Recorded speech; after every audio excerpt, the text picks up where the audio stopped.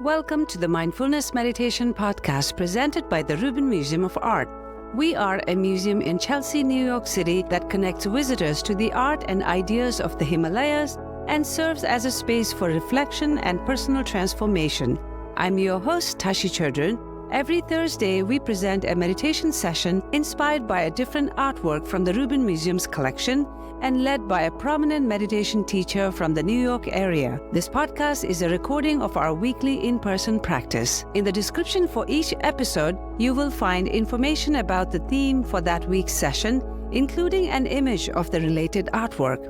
Our Mindfulness Meditation Podcast is presented in partnership with Sharon Salzberg and teachers from the New York Insight Meditation Center, the Interdependence Project, and Parabola Magazine, and supported by the Frederick P. Lenz Foundation for American Buddhism. And now, please enjoy your practice. Good afternoon, everyone. Tashi Delek. Welcome to the return of in-person mindfulness meditation with Rubin Museum of Art. I'm Tashi Chudran, and Himalayan Programs and Communities Ambassador. It's my great delight to be your host today. So we are a museum of Himalayan art and ideas in New York City, and we are so glad to have all of you join us for this weekly program where we combine art and meditation. Inspired from our collection, we will take a look at work of art from our collection.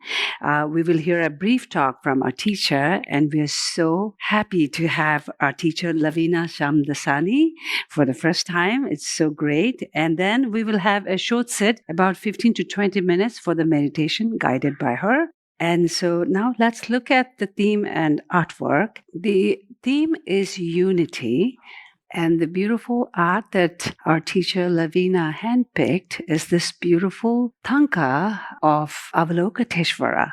Now, the tanka that we have often seen is the mineral pigment on cloth, but this one is a very unique and special one. It's, as you can see here, it's embroidery silk golden thread, and this is about 22 inches height and about 10 width. So this particular one, the figure is Avalokiteshvara. In Tibetan, he's known as Chenrik Zik, and Avalokiteshvara is the Buddha of compassion, or often referred to also as a Bodhisattva, who aspire to achieve enlightenment but take vow to keep coming back to the world to help all sentient beings reach that level. And Avalokiteshvara also appears in many different forms: 2 arms, 4 arms, 6 arms, 8 arms, and 1,000 arms. And this one is very unique because you see 11-headed here, often appears with 1,000 arms and 1,000 eyes, but in this particular tanka, he's here with 6 arms, but 11-headed, manifesting in multiple forms in order to reach out to help many. So that's one of those. And he's also known to be the patron deity of Tibet, often appears white in color, as you can see here, white in color. The mantra for Avalokiteshvara is Om Mani Padme Hum. The more arm means more capacity of providing aid. More attributes means more power. And so this is a great Avalokiteshvara standing. Here's a closer look of the 11-headed. And out of the 11-head, one is a fierce, wrathful form, and then peaceful, 10 other forms here. And he's standing here on lotus throne, which stands for awakening and purity, a very important symbolic gesture. And then we have a living tradition. So this painting that we looked at is the 18th century. Okay, so now let's bring on our teacher for today. Our teacher is Lavina Shamdasani, studied the neuroscience, philosophy, and pedagogy of compassion at the Compassion Institute. She has taught compassion cultivation training and self-compassion classes and led book club discussions and meditation at Tibet House US and the Trinity School. Compassion cultivation training had a transformative impact on her and brought about a positive shift in the overall quality of her life and relationships that inspired her to teach within her community. So thank you so much, Lavina, for being here, and please help me in welcoming Lavina.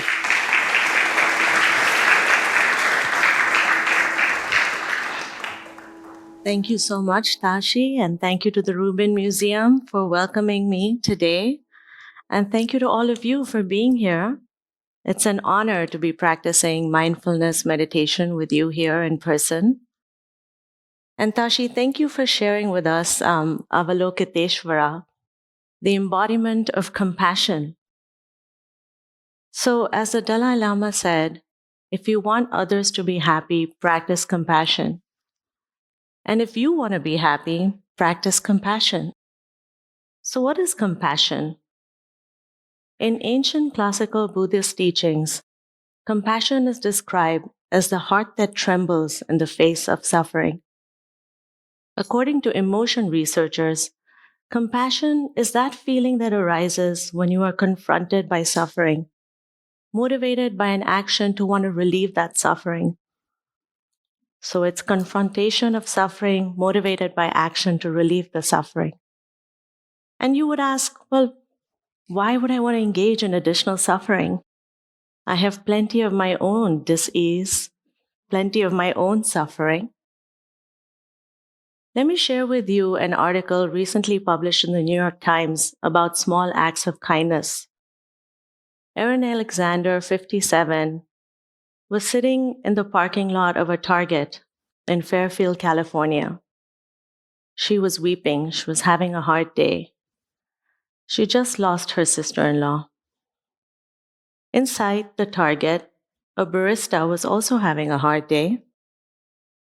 The coffee maker had stopped working. Erin Alexander had stopped crying and went inside to get herself some caffeine. And she noticed the barista who looked really stressed.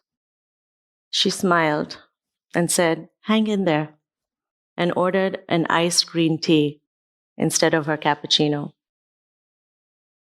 When Erin received her cup of iced green tea, she noticed a little heart and a message that said, "Erin, your soul is golden." And she was really moved by this message from a complete stranger who had no idea what she was going through. It really touched her deeply. So, compassion, any act of kindness, brings joy not just to the receiver, but to the giver as well. We feel good about ourselves. We have an improved self perception when we're kind. In fact, research has shown that those who engage in small acts of kindness have an increased feeling of well being and happiness. Engaging in others' suffering helps us realize we're not alone in our suffering, that suffering is the common human experience. We all suffer.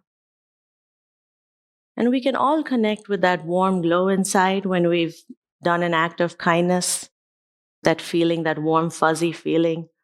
It's been termed compassion joy. And the more compassion joy we have, the more likely we are to engage in additional acts of compassion. And so, therefore, compassion is a renewable resource. There's enough to go around. It doesn't get depleted, and neither is it depleting. It's one of the four immeasurables. And engaging in another's suffering might also lead us to understand that our suffering really isn't that great compared to many around us. We might be more willing to engage in gratitude practice. Compassion and acts of compassion lead to positive relationships, community building, something that we're so devoid of in this new age of technology. All the doers are like invisible elves. We hardly see them. We don't engage in eye contact or conversation. But don't hesitate to practice acts of compassion. We might think people might perceive us as needy, maybe even strange. My teenage daughter and son often lament me when I start talking to strangers in elevators and people I don't know in Uber drives. "Mom, that's weird," they say. But don't let that stop you. The effects and well-meaningness is not unnoticed of your kind acts of generosity. And so, compassion is something we have within us. But sometimes life can shut down access to compassion. Life can put up barriers. But the good news is we can cultivate compassion by bringing it into our awareness. So I'll invite you now to practice a compassion meditation with me. And I invite you to find a comfortable position. Maybe lower your gaze or close your eyes, whatever feels good to you. And make a conscious placement of your hands, either fold them in your lap, rest them by your side. Ideally, your feet should be firmly rooted on the ground. And welcome to this practice of cultivating compassion, both for yourself and for others. Begin by taking 3 deep diaphragmatic breaths, inhaling through your nose and exhaling through your mouth, releasing any residual tension, and again inhaling through your nose, and a complete relaxation on the exhale. And use this transition to arrive more fully to the present moment. Now let your breath relax into its own natural rhythm, breathing as you normally would in and out through your nostrils.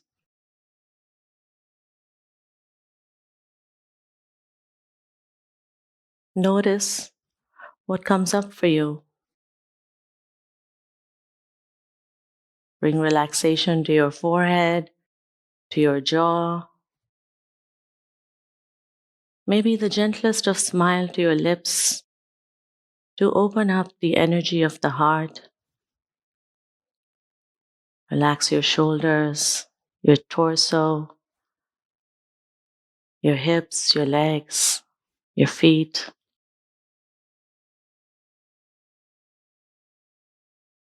And let your body enjoy in this very natural process of breathing in and breathing out.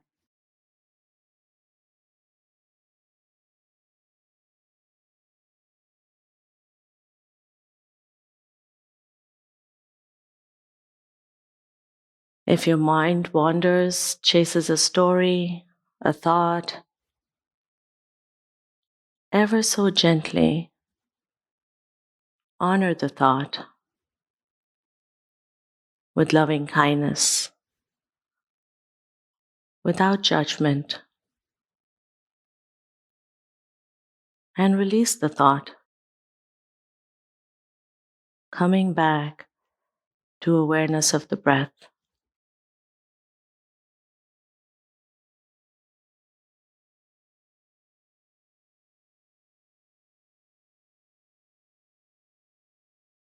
Notice what might be coming up for you today. Notice what you might need.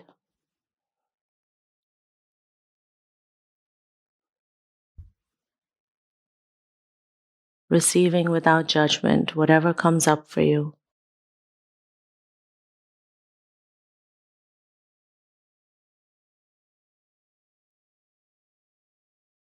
Now bring to mind a compassionate image. Anything that for you represents unconditional love,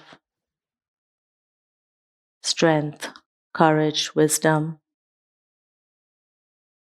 compassion. It could be a firmly rooted tree, the sun shining without discrimination on all of us. It could be Avalokiteshvara, who embodies compassion, or anyone that comes up for you.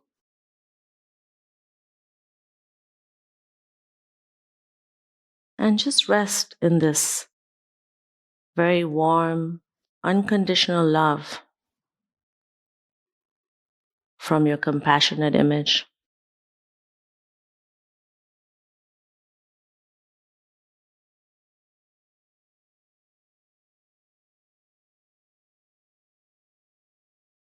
In the presence of your compassionate image, you can be completely yourself. There is no judgment, just unconditional love.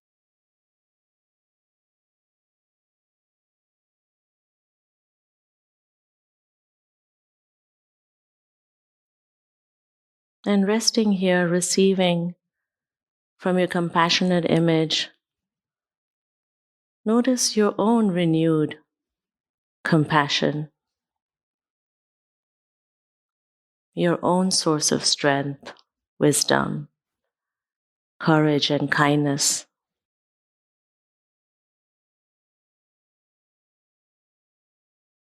And let it flow freely from your heart center.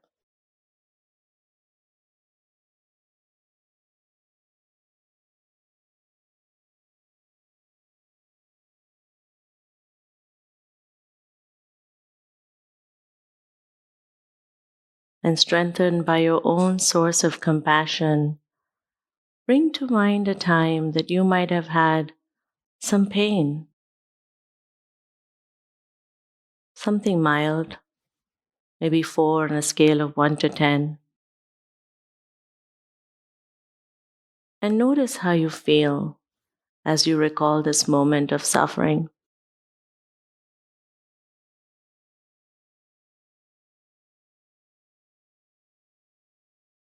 Connect with your own aspiration to be happy, your legitimate aspiration to be free of suffering.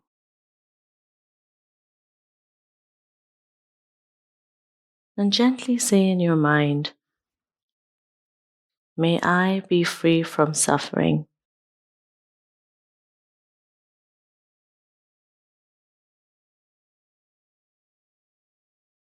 May I find peace and joy.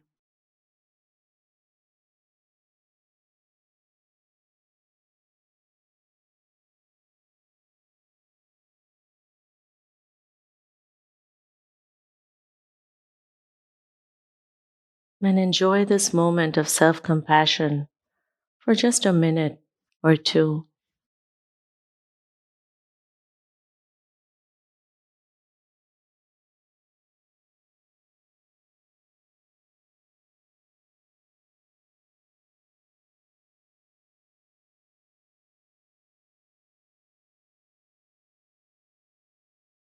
And now bring to mind somebody that you love, that you care for deeply. Maybe a friend, family member. Recall a moment when your loved one had some suffering in their lives.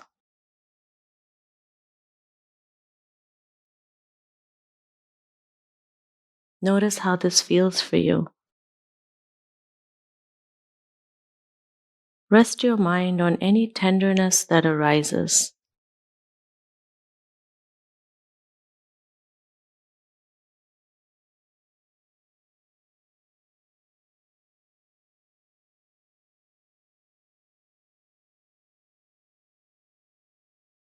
And now connect with your wish to see your loved one be free of suffering.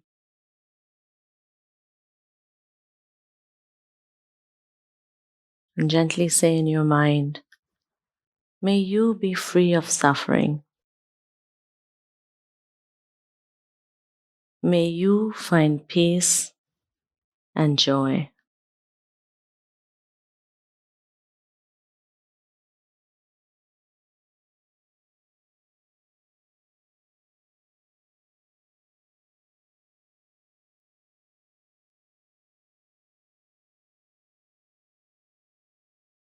And now bring to mind a neutral person, someone you recognize but don't know very well. perhaps a neighbor, your local Starbucks barista.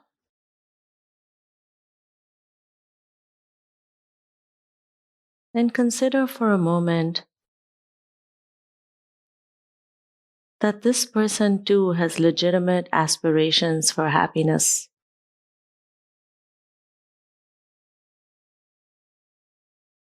That just like you, this person wants to love and be loved, wants to protect themselves from suffering.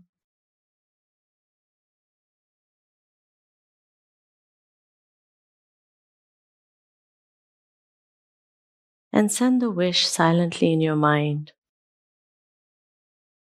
May you be free from suffering. May you find peace and joy.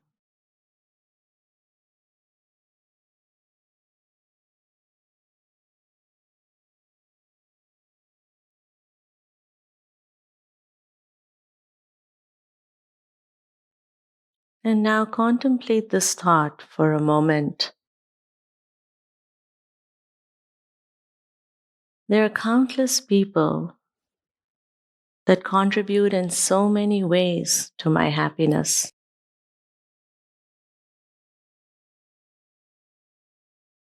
People I consider my friends and strangers.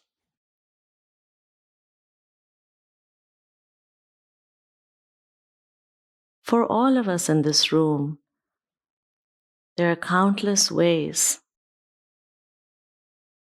some that we may never even know, in which people contribute to our happiness.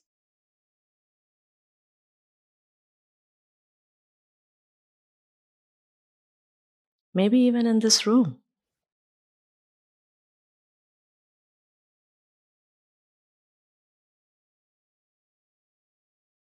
And consider that you too,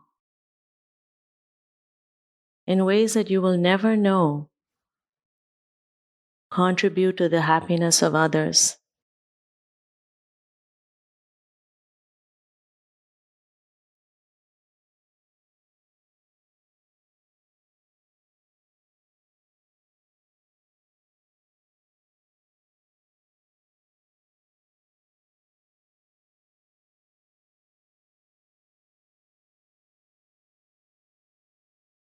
And just abide in a moment or two in this awareness of interconnectedness,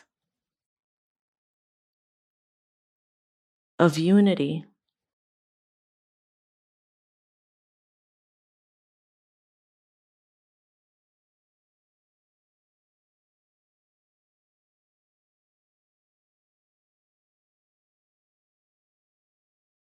Imagine for a moment this visualization,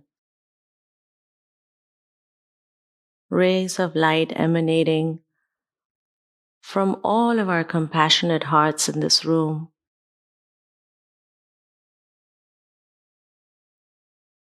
alleviating suffering and spreading joy.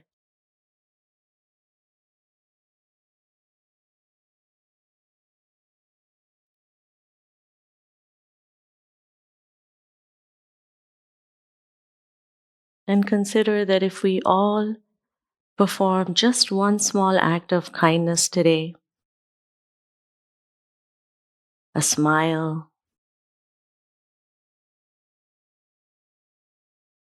a thank you,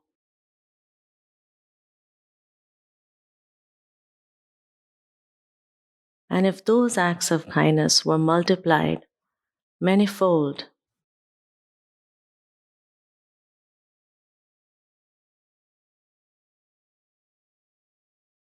we could indeed work our way towards global compassion, each of us spreading our joy, and those we touch spreading their joy.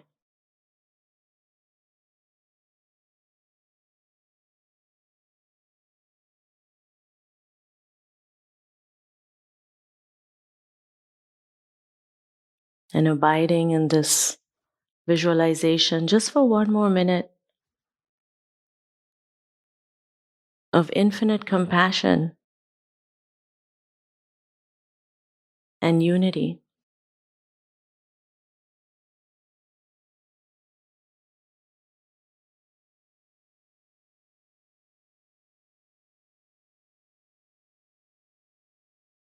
And bringing into our awareness all sentient beings.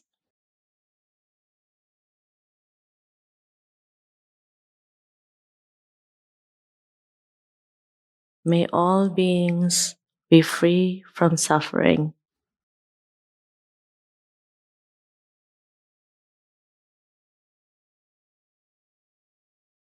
May all beings find peace and joy.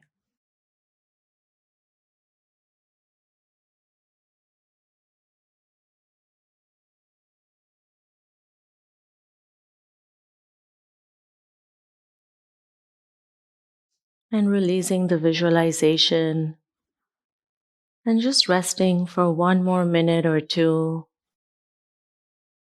with your breath.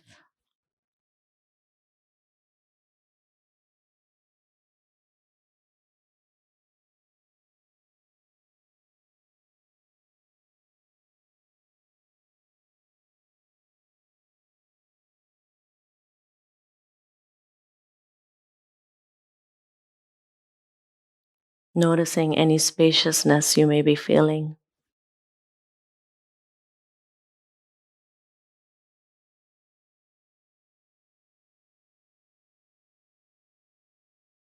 And remembering to bring the spaciousness with you for the rest of the day.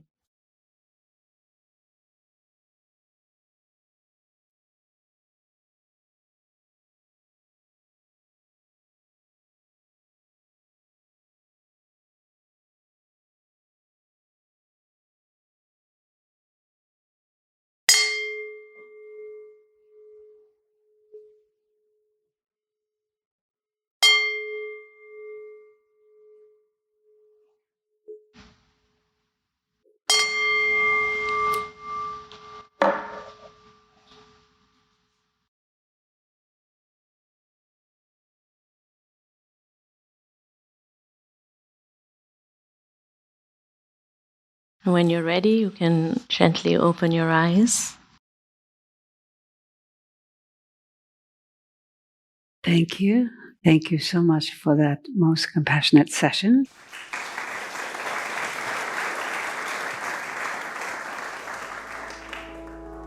That concludes this week's practice.